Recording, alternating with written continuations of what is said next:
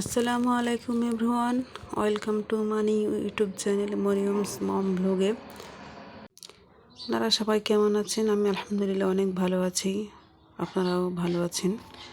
তো আমি আজকে কিছু বিষয় তুলে ধরার চেষ্টা করছি। আমাদের মুসলিম হিসেবে আমরা আমাদের করণীয় কী সে বিষয়ে আজকে কথা বলবো। তো আল্লাহ তাআলা আমাদের দুনিয়াতে মুসলিম হিসেবে পাঠিয়েছেন, কারণ আমরা আল্লাহর কাছে চাইনি যে আল্লাহ আমাদেরকে মুসলিম পরিবারে দাও।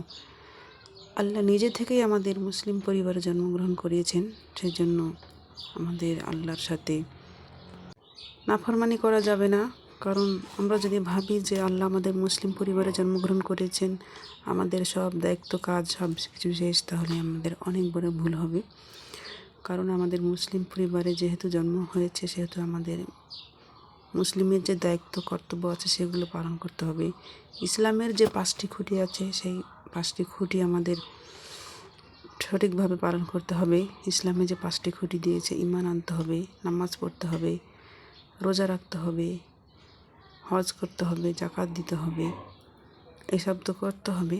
পাশাপাশি আপনি যদি ভাবেন যে আপনি একাই নামাজ পড়ছেন, রোজা রাখছেন, হজ করছেন, যাকাত দিচ্ছেন, আপনি ঈমান এনেছেন, আপনার পাশে আপনার প্রতিবেশী, আপনার আশপাশের লোকজন, তারা কেউ ঈমান আনেনি, তারা কেউ কিছু জানেই না, আপনি যদি ভাবেন যে তারা না জানুক, আমি তো জানি, আমি তো এসব পালন করছি, তাহলে আমি মরলে জান্নাতে যাব, আমি জান্নাতি, সেটা আপনি ভুল করছেন। কারণ আপনি যা যা করবেন এবং আপনার আশপাশে আপনি তাদেরকে তাই শিক্ষা দেবেন। আপনি যেভাবে জানেন, যতটুকু জানেন, এর থেকে আরও কিছু জানার চেষ্টা করবেন এবং আপনার পার্শ্ববর্তী লোককে জানানোর চেষ্টা করবেন। তো আজকে আমরা মুসলিম জাতি হিসেবে যে নিপীড়িত, নির্যাতিত, অবহেলিত হচ্ছি, সেজন্য আমাদের পিছু হটে থাকলে চলবে না। কারণ পৃথিবীর শুরু থেকেই আজ অবধি মুসলিমদের উপরে আমরা নির্যাতিত হতেই আছি। যখনই কোনো আল্লাহর শিরকবাদী শুরু হয়ে যায়, তখনই আল্লাহ কোনো না কোনো নবীকে প্রেরণ করেছেন ইসলাম প্রচার করার জন্য, আল্লাহকে চেনার জন্য, মানুষকে হেদায়েত দেওয়ার জন্য।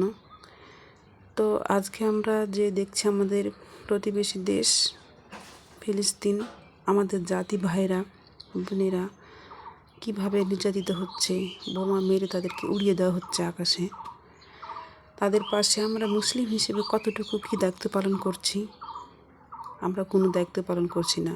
আজকে আমরা যে 1 মাস রোজা রেখেছি, কত খাবার দিয়ে আমরা সেহরি করেছি, কত খাবার দিয়ে ইফতার করেছি, অথচ তাদের মুখে এক কোনো খাবার জুটেনি। তারা শুধু পানি পেয়েছে। এমনও দিন গেছে তাদের ভাগ্যে পানিও জুটেনি। অথচ আমরা কি করেছি বলেন তাদের জন্য?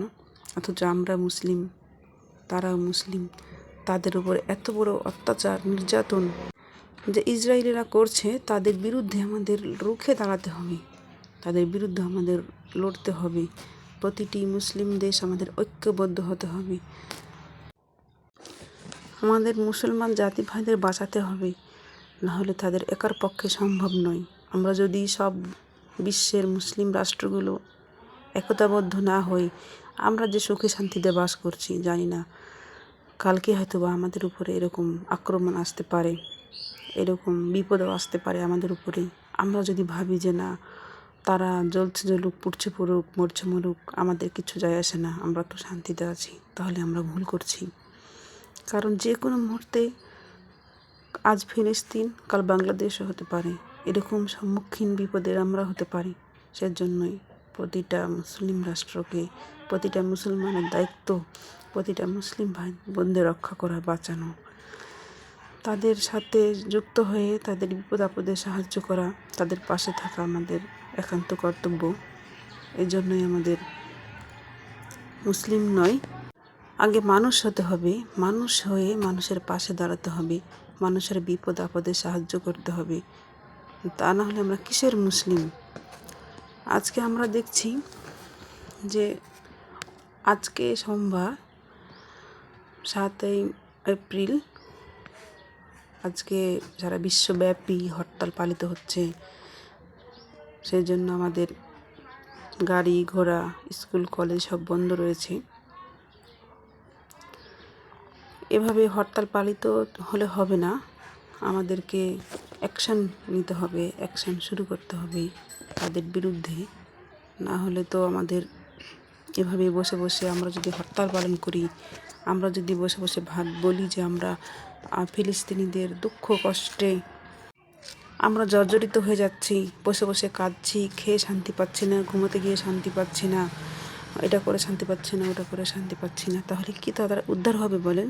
তাদের কোনো লাভ হবে? আমরা যদি বসে বসে এসবই ভাবি তাহলে তাদের কোনো লাভ হবে না। আমাদের প্রত্যক্ষভাবে এগিয়ে যেতে হবে, তাদের সাথে লড়তে হবে, তাহলেই তারা রক্ষা পাবে। এত বড় তারা বিপদের হাত থেকে রক্ষা পাবে। আজকে যে তারা এত বড় বিপদে আছে, আমরা যদি তাদের পাশে না থাকি তাহলে তাদের পুরো গাজা আজকে নিঃস্ব করে দিচ্ছে ইসরায়েল। আজ তারা তাদের শক্তি বাহিনী নিয়ে তাদের উপর হামলা দিচ্ছে। কিন্তু আমরা যে দুর্বল নই, আমাদের যে শক্তি আছে সেটা আমাদের ওই ইসরায়েলদের বুঝিয়ে দিতে হবে যে আমরা নির্যাতিত মজলুম, আমরা সারা জীবন থাকতে পারি না, আমাদেরও শক্তি আছে, আমরাও পারি ইহুদি খ্রিস্টানদের পরাজিত করতে। আমাদের সবসময় উচিত মুসলিম হিসাবে, একজন মানুষ হিসাবে মানুষের বিপদে আপদে সাহায্য করা। আসলে এটা ভাবতে অবাক লাগছে যে আমরা এই রমজান, এই ঈদ পালন করলাম কত আনন্দে, সাথে কত নতুন জামা কাপড় কিনেছি, কত ভালো মন্দ খাবার খেয়েছি, কত জায়গায় ঘুরতে গিয়েছি, অথচ আমাদের জাতি আজ একটা ছোট্ট তাঁবুর নিচে আশ্রয় নিয়েছে। তাদের সেখানে কোনো ভালো খাবার নেই, ভালো পানির ব্যবস্থা নেই, ভালো কাপড়ের ব্যবস্থা নেই। তারপরে ঈদের জামাত পড়েছে কি পড়েনি ঠিক মতো, তারপরেও তাদের উপরে হামলা শুরু হয়েছে, তাদের উপরে আক্রমণ শুরু হয়ে গেছে, তাদের বোমা মেরে উড়িয়ে দেওয়া হয়েছে। কত মা বোন আছে যারা অন্তঃসত্ত্বা অথবা আজবাদ কালই তাদের সন্তান দুনিয়াতে আসবে, অথচ সেই মা আজ দুনিয়া থেকে বিদায় হয়ে গেছে। সেই সন্তানের কত ভালোবাসা, কত আদর যত্ন তার মনে মনে পুষেছিল যে তার সন্তান দুনিয়াতে আসবে, এভাবে করবো আদর, এভাবে আদর করবো, এভাবে ভালোবাসবো, এভাবে যত্ন করব। অথচ সব স্বপ্নই থেকে গেল, তারাই দুনিয়াতে নেই। আর কে আর আসবে বলেন দুনিয়াতে? মা সন্তান সবাই শেষ। বিপদের দিনে পাশে থাকবো সবাই ইনশাআল্লাহ।